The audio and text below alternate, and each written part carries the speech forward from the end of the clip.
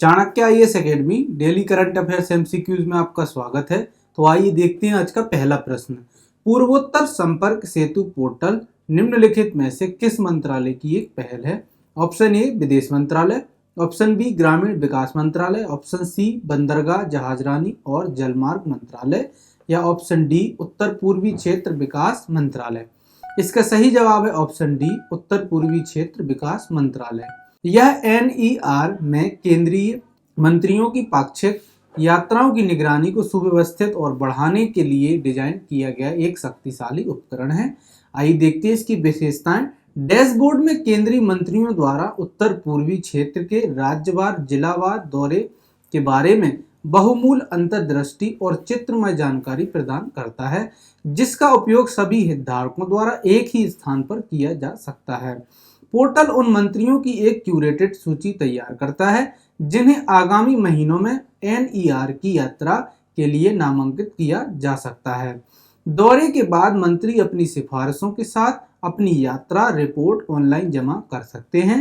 एमडीओएनआईआर इसका विश्लेषण करने के बाद त्वरित कार्यवाही के लिए संबंधित मंत्रालयों, विभागों, राज्य सरकारों को सिफारिशें भेज सकता है।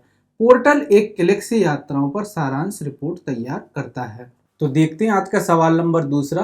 अय्यम पालयम नेट्टई जो हाल ही में खबरों में है, एक प्रकार है। ऑप्शन ए है चावल है या ऑप्शन बी एक गन्ना की प्रजाति है, ऑप्शन सी हल्दी है, ऑप्शन डी नारियल है। इसका सही जवाब है ऑप्शन डी, यह एक नारियल की प्रजाति है। अय्यम पालयम नेट्टई तमिलनाडु के नारियल की एक किस्म है जिसके लिए स्थानीय किसान जीआई टैग भौगोलिक संकेतक प्राप्त करने की कोशिश कर रहे हैं। इसमें तेल की मात्रा अधिक होती है और गिरी मीठी होती है। यह सूखा और रोग प्रतिरोधी और अंतर फसल को बढ़ावा देता है। तो देखते हैं आज का तीसरा सवाल। लचीला और समावेशी आपूर्ति श्रृंखला संवर्धन RISE पहल जो हाल ही में समाचारों में देखी गई, किसकी संयुक्त पहल है? ऑप्शन ए है G7 और आसियान देशों की, या ऑप्शन बी संयुक्त राज्य अमेरिका और भारत की, या ऑप्शन सी विश्व बैंक और जापान की, या ऑप्शन डी संयुक्त राज्य अमेरिका और ऑस्ट्रेलिया की। इसका सही जवाब है ऑप्शन सी विश्व बैंक और यह जापान की संयुक्त पहल है।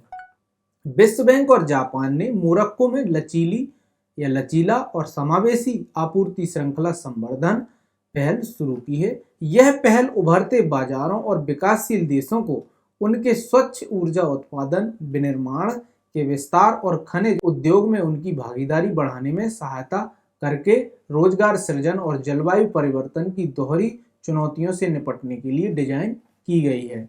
इस पहल का उद्देश्य आर्थिक विकास को प्रोत्साहित करना और स्थानीय रोजगार के अवसर पैदा करना है, जो अंततः गरीबी में कमी लाने में योगदान देगा। यह सहयोगात्मक प्रयास स्वच्छ ऊर्जा और महत्वपूर्ण खनिज आपूर्ति श्रृंखलाओं को मजबूत करते हुए उन देशों में आर्थिक विकास को बढ़ावा देने में अंतर्राष्ट्रीय सहयोग के महत्व पर जोर देता है।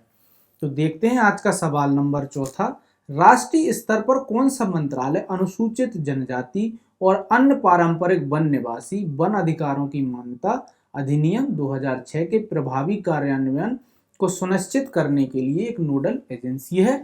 ऑप्शन ए है पर्यावरण, वन और जलवायु परिवर्तन मंत्रालय, या ऑप्शन बी पंचायती राज मंत्रालय, ऑप्शन सी ग्रामीण विकास मंत्रालय, या ऑप्शन डी जनजातीय मामलों का मंत्रालय। इसका सही जवाब है ऑप्शन डी, यह जनजातीय मामलों का मंत्रालय इसकी एक नोडल एजेंसी है। जनजातीय कार्य मंत्रालय राष्ट्रीय स्तर पर अनुसूचित जनजाति और अन्य पारंपरिक वन निवासी वन अधिकारियों की मान्यता अधिनियम 2006 के प्रभावी कार्यान्वयन को सुनिश्चित करने के लिए जिम्मेदार नोडल एजेंसी है। आइए देखते हैं सवाल नंबर पांचवा। किस भारतीय एथलीट को 2023 विश्व एथलीट ऑफ द ईयर पुरस्कार से नामांकित किया गया है? ऑप्शन ए है पीवी सिंधु, या ऑप्शन बी हिमा दास, या ऑप्शन सी नीरज चोपड़ा, या ऑप्शन डी रवि कुमार दहिया। इसका सही जवाब है ऑप्शन सी नीरज चोपड़ा। भाला फेंक में मौजूदा ओलंपिक और विश्व चैंपियन नीरज चोपड़ा को 2023 विश्व एथलीट ऑफ द ईयर का पुरस्कार के लिए नामांकित किया गया है। वह इस प्रतिष्ठित पुरस्कार के लिए नामांकित होने वाले पहले भारतीय एथलीट हैं। तो आज का सेशन हमारा यहीं समाप्त होता है। हम मिलेंगे कल एक नए सेशन के साथ। हमारे चैनल को लाइक, शेयर एंड सब्सक्राइब करें। धन्यवाद। Don't forget to like, share and subscribe to our channel and press the bell icon to never miss an update.